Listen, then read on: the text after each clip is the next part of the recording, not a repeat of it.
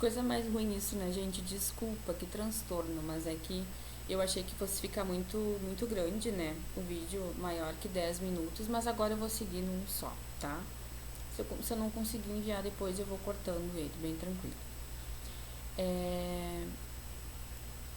Agora, então, falamos um pouco sobre esses resíduos, né? Sobre a separação correta deles. Vamos entrar no nosso tópico, que pra mim é um tópico super importante, se não o mais importante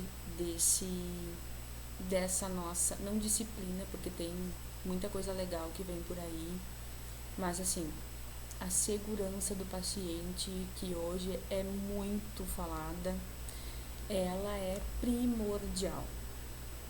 Por que eu digo isso? Vamos se colocar no lugar do paciente. Se nós fôssemos pacientes, né? Quais são os meios que eu gostaria que tivesse num hospital para que eu não fosse confundida com outra pessoa, né? Então, a minha segurança dentro do hospital, enquanto paciente, gente, é a coisa mais importante que tem. Não só para quem está internado, mas para quem vai fazer um procedimento e vai embora, entendeu? Para que eu faça o procedimento e acerte o que tem que fazer, né? O que o médico vai fazer. Ele tem que ter total segurança do que ele está fazendo. Eu, enquanto paciente, tenho que me sentir seguro naquela instituição. Então, hoje em dia, a segurança do paciente, ela está vindo com muito mais força. Os hospitais, eles estão tendo que se adequar com relação a esse tema, com algumas coisas que o Ministério da Saúde está preconizando, entendeu? E que, querendo ou não, as instituições, elas vão ter que fazer o que é necessário, o que está sendo pedido, né? As instituições que ainda não têm o protocolo de segurança do paciente, obrigatoriamente vão ter que ter, porque realmente isso é uma coisa muito séria, tá? Então, para a gente começar a falar o que quer dizer a segurança do paciente. É a redução ao mínimo que a gente consegue do risco de um dano acontecer desnecessariamente associada ao cuidado de saúde, né, que o paciente tem ali dentro de um hospital, para que isso não acarrete a danos maiores para o paciente, para o familiar, para a instituição, né. Então, o Ministério da Saúde, ele desenvolveu ações, né, que são vistas à promoção da segurança por meio de medidas de educação e divulgação das boas práticas para os profissionais de saúde, para os pacientes, para os acompanhantes, além de ações preventivas. Então, quais são as 6 ações que o Ministério da Saúde preconizou para que a gente tenha uma segurança do paciente? E isso está estampado em todos os hospitais. Número 1, identificar corretamente o paciente.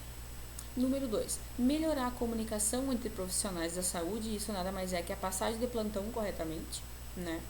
Número 3, melhorar a segurança na prescrição, no uso e na administração de medicamentos. Número 4, assegurar cirurgia em local de intervenção, procedimento e pacientes corretos. Número 5, higienizar as mãos para evitar infecções. Número 6, reduzir o risco de quedas e úlceras por pressão. Essas são as 6 ações que o Ministério da Saúde preconizou e que os hospitais têm que se adequar de alguma forma para que haja a segurança máxima do paciente dentro do ambiente hospitalar, tá? Existe o Programa Nacional de Segurança do Paciente, né, o PNSP, que foi instituído pela portaria do Ministério da Saúde número 529 de 2013, tá? Que objetiva contribuir para a qualificação do cuidado em saúde em todos os estabelecimentos. Então, existe essa portaria que nos ampara com relação às ações que os hospitais, que as instituições de saúde devem ter para que o paciente fique bem assegurado. Vamos tentar entender alguns termos e conceitos que fazem parte dessa segurança do paciente, que a gente, enquanto profissionais de saúde, devemos ter plena convicção do que é a diferença entre eles, enfim, tá? O que é um erro, no caso? Erro é a falha em executar um plano de ação como pretendido ou aplicação de um plano incorreto. Pode ocorrer por fazer a coisa errada ou por falhar em fazer a coisa certa. Na fase de planejamento ou na fase de execução, os erros são, por definições, não intencionais. Então, vamos dar um exemplo assim. A gente dilui uma dipirona em água destilada, mas eu diluí em cloreto. Não vai fazer diferença. Não vai fazer diferença na administração dessa medicação. Mas eu diluí ela errado, tá? Isso foi um erro, ele não foi intencional, entendeu? A gente sabe que se a gente diluir a dipirona em cloreto, ela vai ter uma estabilidade maior dentro da seringa. Se a gente diluir ela em água destilada, a gente tem que fazer, porque ela não vai ter estabilidade. Então, vamos supor, eu diluí em água destilada e não vou fazer agora. Foi um erro, eu vou ter que botar fora a medicação, não vou poder esperar. Entendeu? Então, um erro que não foi intencional e que é uma coisa banal, uma coisa simples, tá? O que é o dano? Dano da estrutura ou função do corpo e ou qualquer efeito deletério dele oriundo. Inclui doenças, dano ou lesão, sofrimento, incapacidade, disfunção e morte. O dano pode, assim, ser físico, social ou psicológico, tá? O evento. O que é o evento? Algo que ocorre com ou envolve o paciente. Então, alguma coisa que ocorreu com o paciente ou que envolveu ele em alguma determinada situação. Circunstância. Situação ou fator que pode influenciar um evento, um agente ou uma pessoa. Incidente. É um evento ou circunstância que poderia ter resultado ou resultou em dano desnecessário ao paciente. Pode ser oriundo de atos intencionais ou não intencionais. Como é que a gente pode classificar os incidentes, então? Circunstância notificável, que o que é? Não aconteceu um incidente, mas um evento com expressivo potencial para que fosse causado um dano ao paciente. O near miss, que é um incidente que não atingiu o paciente. O incidente sem dano, né, que é um incidente que atingiu o paciente, mas não causou nada que fosse prejudicar ele de alguma forma. E o incidente com dano, incidente que atingiu o paciente e causou dano, ou seja, um evento adverso. O evento sentinela, o que é? Ela é a ocorrência inesperada que envolve uma morte, uma lesão, um risco físico, um risco psicológico, tá?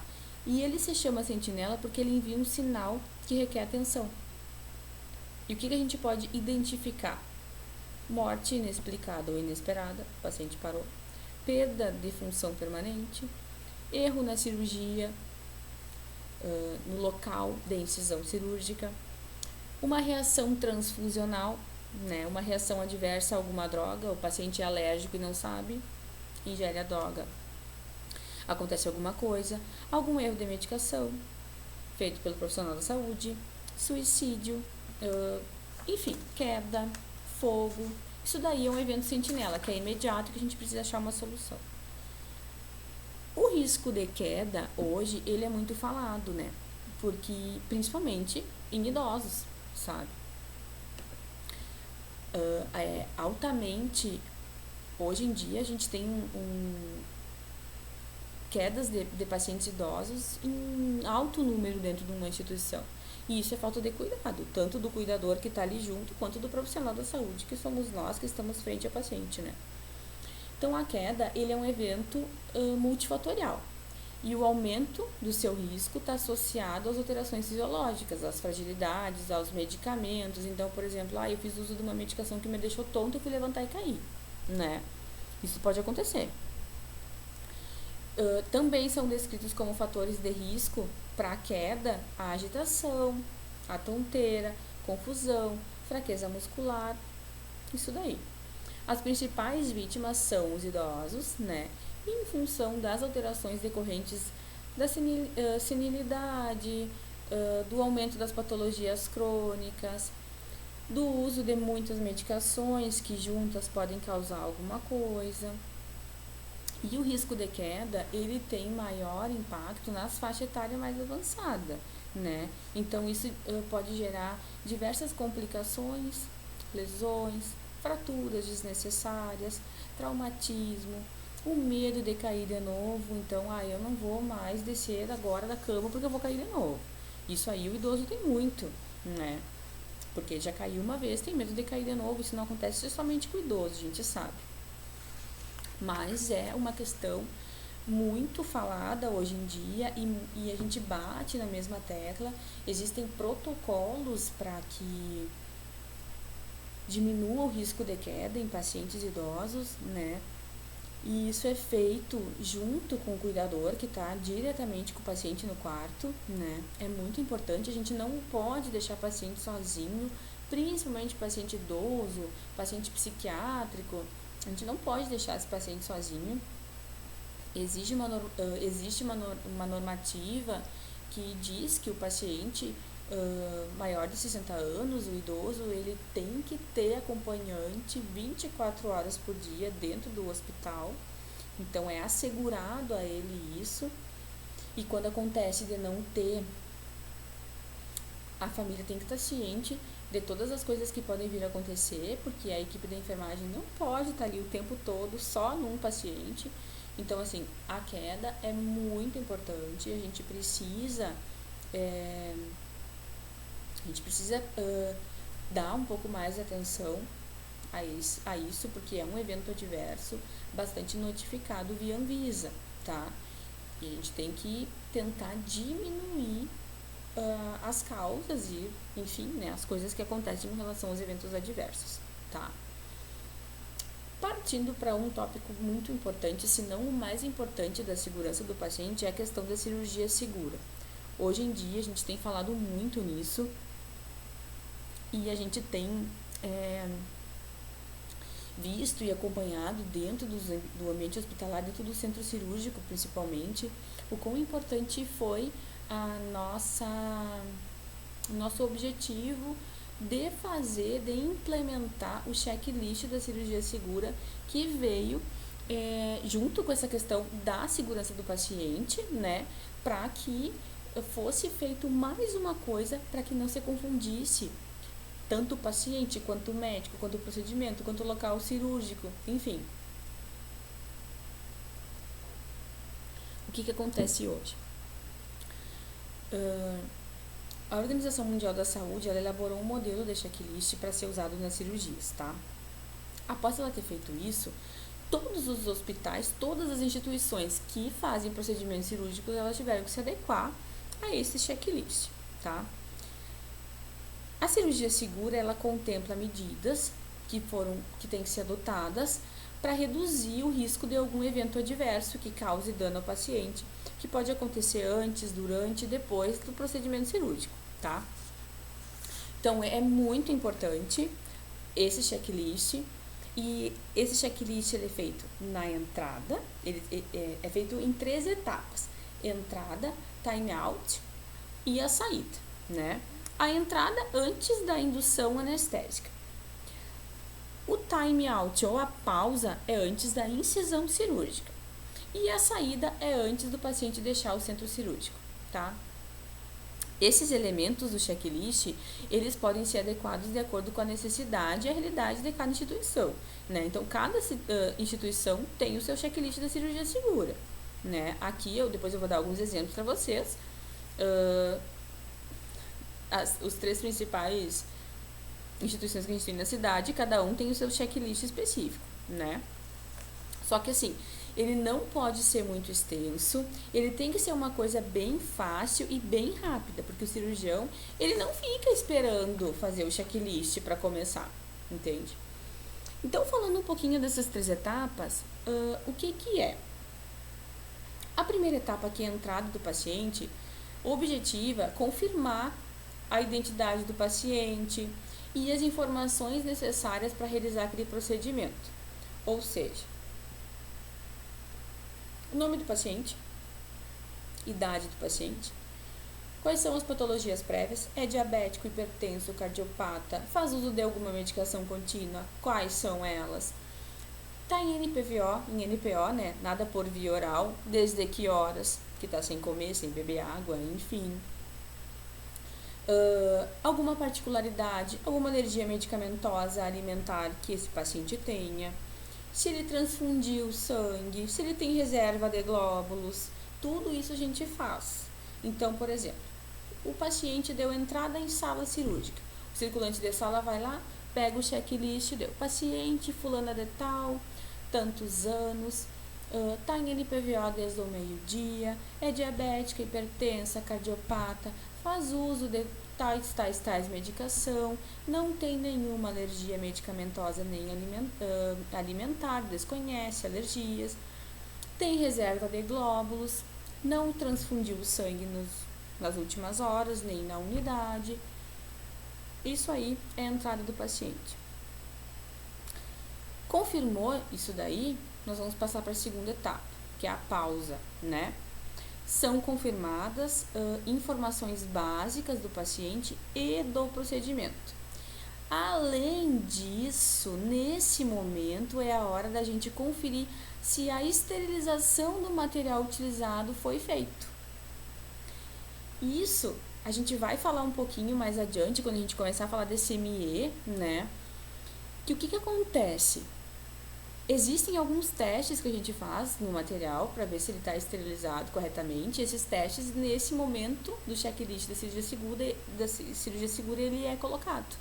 Então, por exemplo, abrimos todo o instrumental. Antes de anestesiar o paciente, nós precisamos abrir todo o material que for utilizado nesse procedimento para ver se esse material realmente está estéril e pronto para o uso. Então, o paciente entrou em sala, comecei aquele checklist, abriu todo o material. Doutor, material ok? Ok. Anestesista, material ok? Ok. Instrumentador, material ok com material consignado? Ok, perfeito. Ok, vamos partir então para anestesia do paciente. Então, o paciente ele só é anestesiado depois que a gente fizer as 2 etapas do checklist da cirurgia segura, tá? Que é a entrada e as informações do paciente e depois a informação do material. Não se anestesia paciente antes disso. Porque imagina, anestesia o paciente, aí abre o material, o teste não deu certo. E o paciente já está anestesiado e nós não temos material para oferecer. Isso não pode. Dentro dessa pausa, antes dessa pausa, eu esqueci de falar, a gente tem que colocar o lado e o que vai ser, onde vai ser feita a incisão. Então, por exemplo, o paciente vai fazer uma prótese de quadril. Fala tudo aquilo ali. O nome do procedimento cirúrgico, então, é prótese de quadril direito, confere, doutor? Sim, confere. Tudo o médico tem que conferir. Tudo ele tem que te dar a certeza do que é. Quando o procedimento é outro nome, por exemplo, assim, não é prótese, é osteossíntese de quadril. O médico vai falar, não, tá errado. O nome do procedimento é osteossíntese de quadril direito. Ok, nós vamos arrumar no checklist. É assim. Por isso que tem que ser uma coisa muito rápida, não pode ser uma enrolação. Tem que ser uma coisa muito rápida, tá? Depois que a gente fez isso, que começou o procedimento, iniciou tudo, vem a terceira etapa, que é a saída do paciente do centro cirúrgico, e é a hora de confirmar tudo que foi usado, entendeu? Então, na verdade, centro cirúrgico não, dentro vai para a sala de recuperação, por exemplo. Aí tem que contar quantas agulhas foi, todo o instrumental, todas as coisas que foram usadas dentro da sala, tudo isso daí entra na última etapa do checklist, coloca um ok, o circulante assina, o enfermeiro assina, o médico assina, todo mundo assina aquele checklist. Por quê? Porque pela preconização do Ministério da Saúde, o checklist da cirurgia segura, ele tem que ficar no prontuário do paciente. É obrigação. Por isso que as instituições, elas tiveram que se adequar a isso, porque eles têm que ficar dentro do prontuário do paciente para, se houver qualquer problema de justiça, está justificado através do checklist o que realmente foi feito, como que foi feito, por quem foi feito. Ali naquele checklist vai contar o nome do cirurgião, o nome do anestesista, o nome do enfermeiro que estava presente, o nome do circulante da sala, vai constar tudo ali, o nome do instrumentador, tudo vai dar bem certinho ali naquele checklist.